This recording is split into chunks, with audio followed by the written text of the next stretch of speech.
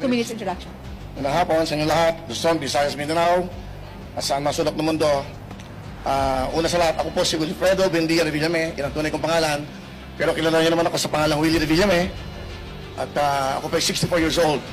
Siguro hindi na ako kailangan mag-explain, hindi na ako kailangan magpakilala sa inyo. For 21 years, meron akong daily show, tanghali, hapon, gabi. So, kumbaga, naging parte na ako ng buhay ng mga Pilipino, lalo-lalo na po yung mga nanay, tatay, lolo, lola, ng household. Yun lang ako. At nandito ako ngayon. In fact, meron akong live show ngayon. Nagpaalam muna ako. Ang alam ko, naka-feed kami ngayon sa TV5.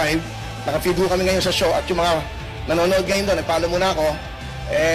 Sigurado nagsisigawan ngayon doon yun. At wala ako, walang kantahan, walang sayawan, walang hepe-peray muna, walang putukan, at walang Wheel of Fortune. Pero, may mas malaking hangarin at may mas malaking plano para sa bawat Pilipino.